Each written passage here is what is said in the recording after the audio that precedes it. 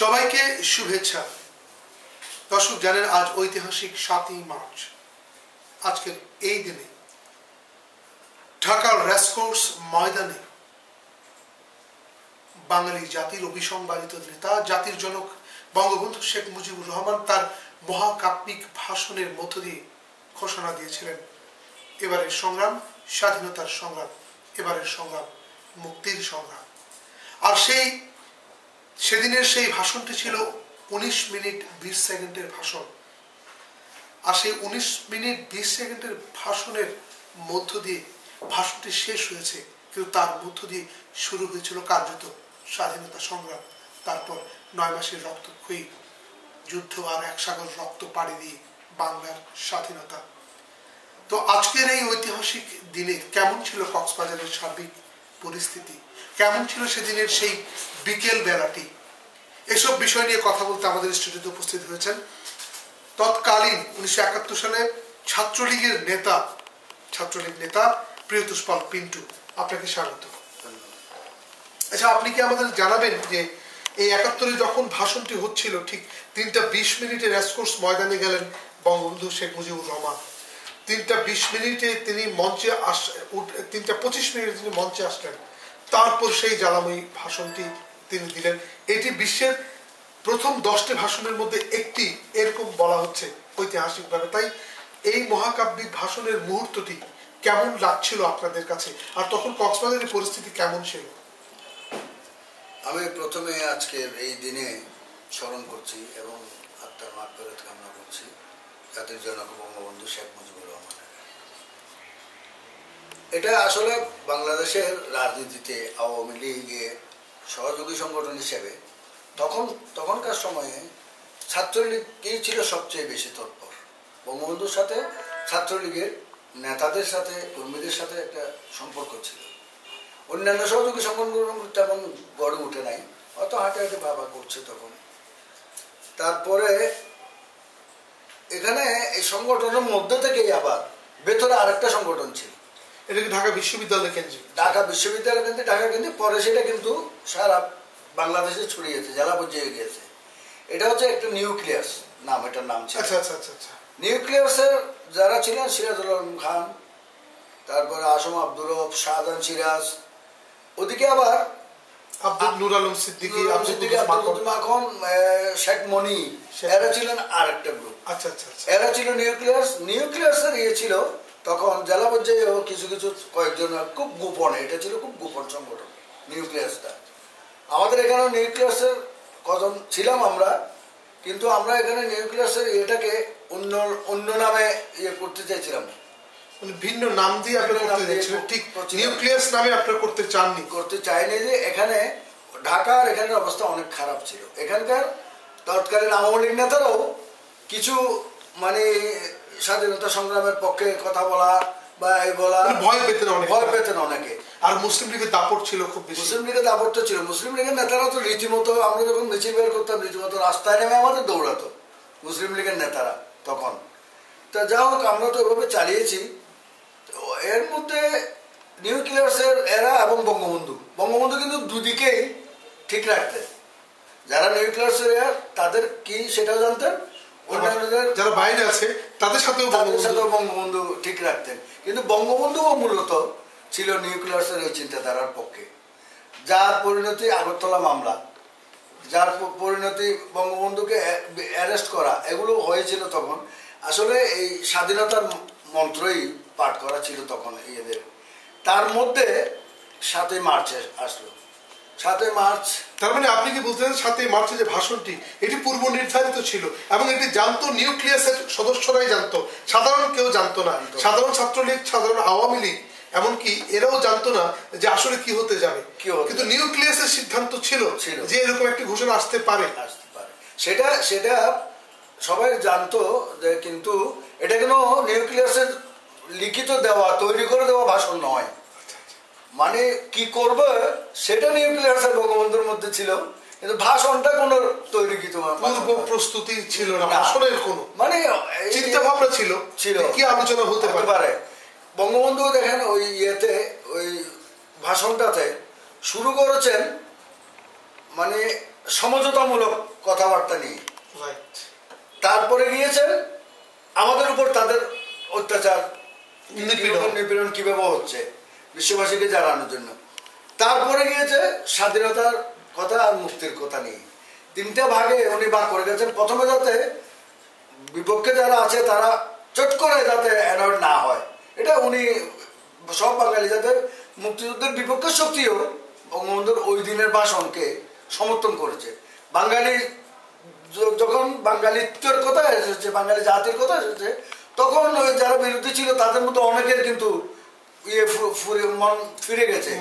এটা তো সত্যি কথাই বলছেন বঙ্গবন্ধু, যৌক্তিক কথা বলছেন, আমার কথা বলছেন। আমরা ভোট দিলাম আওয়ামী লীগকে, কিন্তু আমরা ক্ষমতা দিচ্ছে না। এটা বিরাট আকর্ষণ করেছে ইয়েতে। কারণ এর মধ্যে যেমন মাওলানা ভাসানী সাহেব আসসালামু আলাইকুম দিয়েছিলেন, সেটাও অনেকটা এই স্বাধীনতার কথা। উনি পাকিস্তানকে আসসালামু আলাইকুম, হ্যাঁ, এটাও কিন্তু স্বাধীনতার কথা। তবে ওটা বঙ্গবন্ধুর এই কথার চেয়ে বেশি ছড়াতে পারেনি, এটা আকর্ষণ করেনি। বঙ্গবন্ধুর এই ধারাবাহিক ভাষণ, এখানে তো সেই দিন উপরে পাকিস্তানে হেলিকপ্টার চলছিল ঘুরে ঘুরে ঘুরে ময়দানের আশেপাশে, মানে ভয় দেখানোর জন্য লোকজনকে। কিন্তু সেই বাংলা জোয়ার। কিন্তু আমরা তাহলে আপনি যে বক্তব্য, আপনার বক্তব্যের সাথে আমরা যদি ভেতরে যাই তাহলে এই কথা পাই, বঙ্গবন্ধু ৭ই মার্চের ভাষণটি ৩ ভাগে বিভক্ত। প্রথম হচ্ছে কি পটভূমি, আর দ্বিতীয় হচ্ছে কি বাস্তবিক অবস্থা এবং করণীয়, তৃতীয় হচ্ছে কি যে এই ছাড়ার করণীয় নেই, তাই স্বাধীনতা সংগ্রাম। হ্যাঁ, ওরকম ৩ ভাগেই উনি ভাগ করেছিলেন, যার ফলে সকল শ্রেণী পেশার মানুষ, সকল রাজনৈতিক দলের বেশিরভাগ নেতা কর্মীদের কাছে একটা পরিবর্তন এসে গেছে। দেখুন 19 মিনিট 20 সেকেন্ড বঙ্গবন্ধু বক্তব্য রেখেছেন। আমাদের মনে হয় যেন 19 মিনিটের চাইতেও এই 20 সেকেন্ডের দুটি লাইন দিয়ে বঙ্গবন্ধু সব শেষ করে দিয়েছেন এবং শুরু করে দিয়েছেন যে আসলে আমাদের করণীয় কি, আর মুক্তি সংগ্রাম ছাড়া আর কোনো পথ অবশিষ্ট ছিল না। কারণ উনি তো বলেছেন যে কিভাবে আমরা প্রস্তুত হব, সেটাও প্রস্তুতিও দিয়ে দিয়েছে, সংগ্রামটা কিভাবে হবে তাও দিয়েছে, এবং ঘরে ঘরে যে দুর্গ গড়ে তোলার কথা বলা হয়েছে তিনি তাই বলেছেন। লাঠি নিয়ে বা যার যা আছে তা নিয়ে রাস্তায় নামতে বলেছেন। তার তো কোনো স্বাধীনতা ঘোষণার কোনো আর কোনো আনুষ্ঠানিকতা দরকার হয় না। 26শে মার্চ এটা একটা আনুষ্ঠানিকতা করেছেন সরকার গঠনের মাধ্যমে, এটা হচ্ছে এটা। কিন্তু ওই দিনে আসলে মূল 7ই মার্চে ঘোষণা হয়ে গেছে মুক্তি সংগ্রামের জন্য। তখন থেকে আমরা যত জানি আমাদের এখানেও অন্যান্য জায়গায় সংগ্রাম পরিষদ গঠিত হয়ে গেছে আওয়ামী লীগের নেতৃত্বে। অন্যান্য যারা বাম দল 7ই মার্চের পর থেকে, হ্যাঁ, ওই অন্যান্য বাম দল যারা ছিল তাদেরকে নিয়ে একটা কমিটি হয়ে গেছে। তখন মরহুম আফসার কামাল চৌধুরী আওয়ামী লীগের সভাপতি, উনি কমিটির প্রধান ছিলেন, মহকুমা আওয়ামী লীগের প্রধান ছিলেন। 7ই মার্চের ভাষণের পরপরই আপনারা প্রস্তুতি নিয়ে ফেলেছেন? প্রস্তুতি আমরা নিয়ে সংগ্রাম পরিষদ গঠন করে ফেলেছেন। আমরা জানি যে কি হতে যাচ্ছে, হয়তো সবাই ইয়ে করে নাই, কিন্তু সবাই জানে যে আন্দোলন সংগ্রাম হতে যাচ্ছে। দলের অনেকেই জানে না যে মুক্তি সংগ্রামের জন্য আপনারা যে প্রস্তুতি নিচ্ছেন, কিন্তু এটা ছাড়া কোনো পথ নেই। দলের অনেকে জানলে তাহলে হয়তো অনেক জায়গায় অনেক কিছু বেচতে যেত, কারণ তখন আওয়ামী লীগের নেতারা এটার জন্য প্রস্তুত ছিল না। আপনারা যারা ছাত্রলীগের যারা ছিলেন, হ্যাঁ, ছাত্রলীগের মধ্যে এটা প্রস্তুতি ছিল, গ্রহণ করার মানসিকতা ছিল। আওয়ামী লীগের নেতারা কিন্তু এটা ছিলেন না। পরে তারা অবশ্য আন্দোলন সংগ্রামের উপায় নেই। আচ্ছা, আপনি আমাদেরকে বলবেন যে এই যখন ভাষণটি প্রচার হচ্ছিল অথবা যখন ভাষণটি দিচ্ছিল, তখন কক্সবাজারের সেই বিকেল বেলাটি কেমন ছিল? কোথায় ছিলেন আপনারা তখন? আমাদের মধ্যে একটা টান টান উত্তেজনা ছিল এবং উনি কি বলতে যাচ্ছেন, কি দেবেন ঘোষণা। কিন্তু সাধারণ মানুষের বা রাজনৈতিক নেতাকর্মীদের ইয়ের চেয়ে, আন্দাজের চেয়ে অনেক বেশি পেয়ে গেছে ওই দিন। কিন্তু সাধারণ মানুষ এবং সাধারণ সমর্থকরা বা সাধারণ আওয়ামী লীগের যুব ছাত্রলীগের নেতাকর্মীরা এই যে মুক্তি সংগ্রাম, স্বাধীনতা সংগ্রাম দেবে, এই শব্দটা বলবে, এটা কিন্তু ধারণায় ছিল না। এটা পেয়ে মানুষ আরো বেশি উৎসাহিত হয়েছে। আপনারা তখন কোথায় ছিলেন বঙ্গবন্ধু ভাষণটা যখন? আমি কিন্তু ঢাকায় ছিলাম ওই দিন। আচ্ছা আচ্ছা, আপনি কি রেসকোর্স ময়দানে ঢাকায় ছিলাম? রেসকোর্স ময়দানে ছিলেন? আপনি সেই দিনের প্রত্যক্ষ সাক্ষী। তাহলে আমাদের এখান থেকে আমার মতো আরো অনেকেই গেছে ঐতিহাসিক ভাষণ শোনার জন্য। তারপরে আমাদের MNM ছিলেন, স্টেজে ছিলেন। তবে দুর্ভাগ্য যে আজকে অবশিষ্ট কেউ বেঁচে নেই। একজন বেঁচে আছে, তিনি কক্সবাজারে অবস্থান করছেন না, তিনি চট্টগ্রামে চিকিৎসার জন্য অবস্থান করছেন। অ্যাডভোকেট জহিরুল ইসলাম, ওনাকে নিয়ে আমরা অনুষ্ঠান করতাম, কিন্তু আজকে উনি ওই চিকিৎসার জন্য কারণে চট্টগ্রামে উনি ছিলেন। তারপরে মরহুম ওসমান আলম, উনি তো বেঁচে নেই। তারপরে নূর আহমেদ সাহেব, উনি তো বেঁচে নেই। তো একজন বেঁচে আছে, অ্যাডভোকেট জহিরুল ইসলাম, উনি চিকিৎসা জনিত কারণে চট্টগ্রাম আছেন। আজকে স্টাডিতে আনা সম্ভব হয়। তাহলে আপনি সেদিন সেখানে ছিলেন। আচ্ছা, বঙ্গবন্ধুকে কি খুব বেশি শান্ত দেখাচ্ছিল নাকি খুব বেশি উত্তেজিত দেখাচ্ছিল? একটু উত্তেজিত দেখাচ্ছিল। ওই দিন বঙ্গবন্ধু কোনো উদ্বিগ্নতা ছিল না, উদ্বিগ্নতা ছিল না, মুখস্থ বলে যাচ্ছে। ওনার এটা লিখিত কিন্তু নাই ওনার কাছে।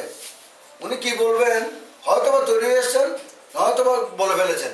উনি কিন্তু মুখস্থ শ্বশুর থেকে শেষ পর্যন্ত ধারাবাহিকভাবে বলে যাচ্ছেন। ছন্দপতন হয়নি, যে ভাগ করেছেন সেখানে কোনো ছন্দপতন নাই মানুষকে।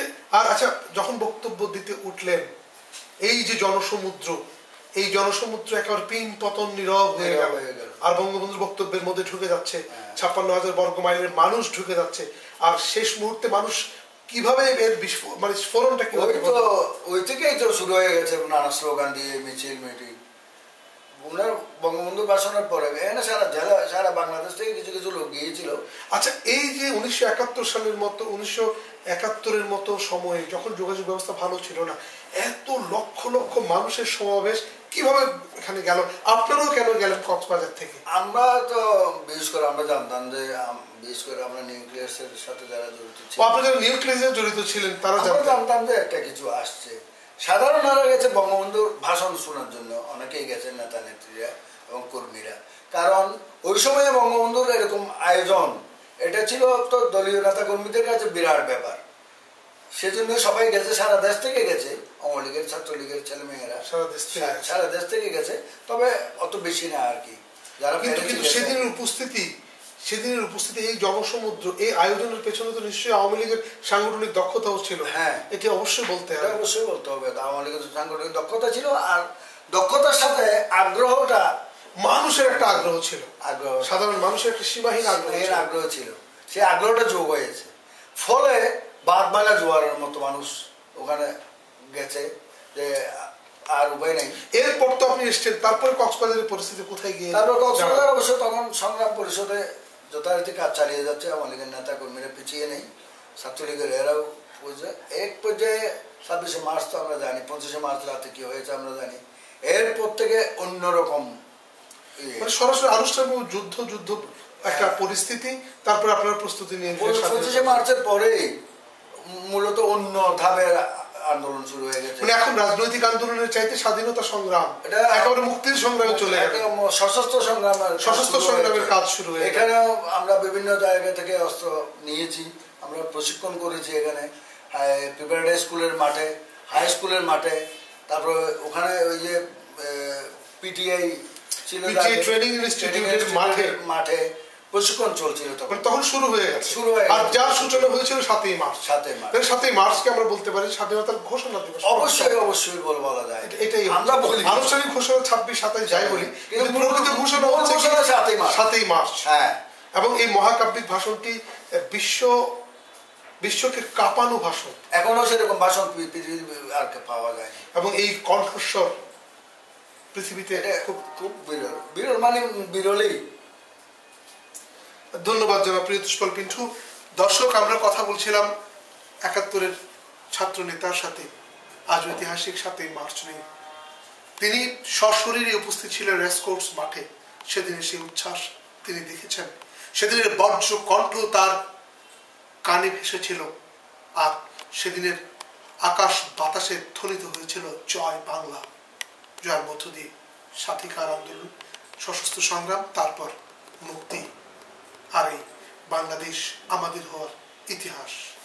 তাই যার সূচনা 7ই মার্চ, 7ই মার্চের চেতনায়, 7ই মার্চের যে শ্বাসরুদ্ধকর সেই মুহূর্তকে আমরা ধারণ করে এগিয়ে যাব সামনের দিকে, সেই প্রত্যাশায় শেষ হচ্ছে আমাদের আজকের আয়োজন। ধন্যবাদ সবাইকে।